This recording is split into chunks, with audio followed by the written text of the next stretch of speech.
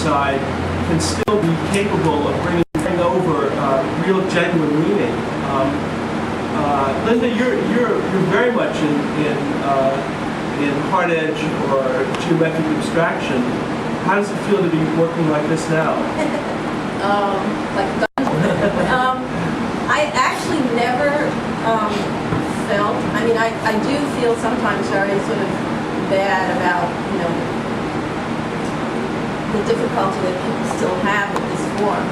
But I don't question its veracity for one particular reason, or many actually, but the first reason is that I feel like I'm not going to give in to what I consider a commercial strategy.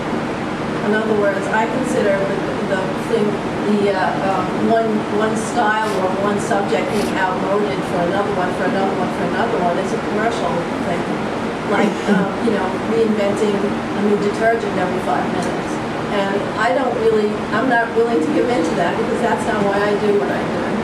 That's number one. Can I go on? Please. The other reason is that I feel like this is not necessarily any different than perhaps it's a different form or style, but it's not any different in content than what people are doing today. Now, boy, I have, I could say a million things. Well, I'll just try to make it short. One is that I've always believed that political art is what you make. Whatever you make is political because it's a statement that you're making, that this is the way that you think things should be, or are. This is your camera, in other words, on the contemporary world. So that's how I feel about that part of it. And I can keep going. But if you see the title of some of my works, you'll realize that I'm thinking about very hard things. And the question is for those people who look at it to be able to understand what that means in the work and by the work.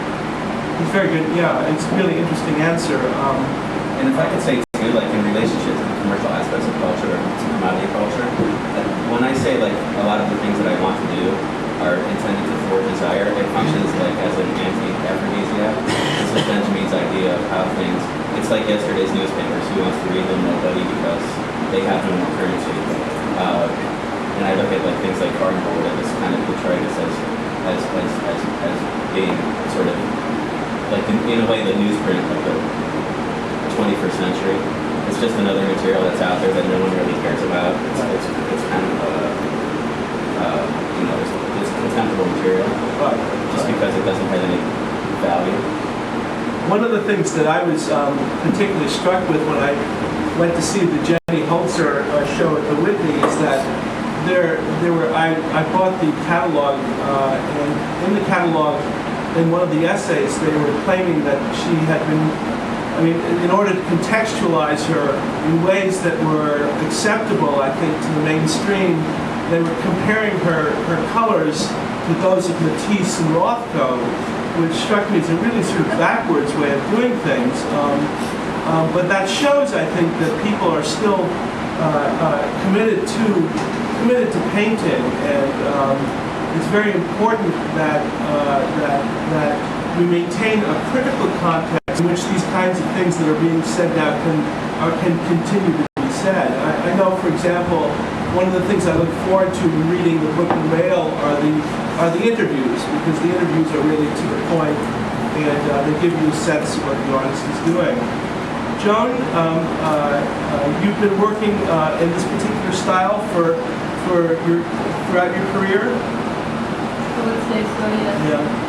And how do you feel about this whole notion of whether contemporary abstract painting is really sort of surviving its own aftermath, or is it still visible in a positive way? As a painter, I think it's a real mistake to put yourself in a defensive position in relationship to the discourse that's going on about new medias, and I think that the things that are being made which aren't painting that are out there that you see, there's a real need for those things to be made. But for me, this doesn't impinge on the necessity of painting and why people paint. So I'm somebody who of things. And one thing that I feel from my researches, my writings, and my teachings over the last maybe 10 or 15 years is that we've been experiencing what I'll call an epistemological shift. In other words, the way that we think about categories of things is changing. And I felt like perhaps there's going to be like a separation that occurs between various things which we now all group under the category of works of art, or which are sold or marketed as works of art.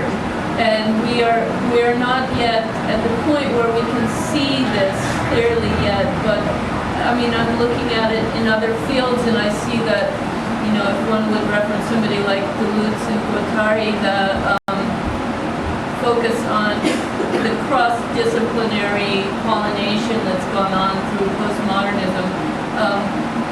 These I see are relevant to the discussion about painting, and there, I think, you know, if one looks at a model like Joseph Beuys and his what he opened up for artists through his notion of social sculpture, this would be like a point where I see, you know, kind of diversion or a movement going on that maybe could be thought about in a new way instead of looking at it as being threatening to the validity of painting, which for me is an incomprehensible position to take. I guess the one thing that seems to me that each of the answers to these questions is sort of pointing the finger without necessarily mentioning it, which is just the market itself. At what point does making paintings sort of accommodate itself to the market? Linda, you talked about politics. And how do you make a painting and not have it accommodate itself to the market? Or is that even a concern? Well, it's not a concern of mine.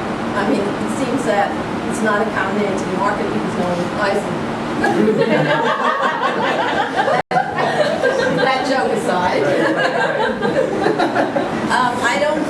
I think that the most important thing is that I sort of developed what I consider my take on reality is over a long time.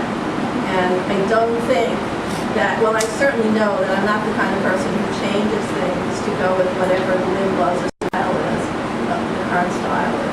So it took me a long time to be able to codify even for myself what I want to see and how I want to do it.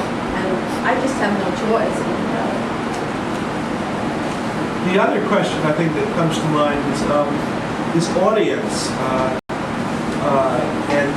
When you make your work, I mean, when I teach at a couple of schools, I teach a class in contemporary art criticism, and one of the first things I bring up, which is something as a writer, I've been concerned about for 25 years and have just thrown up my hands about, is just who is our audience? Who are we making this work for?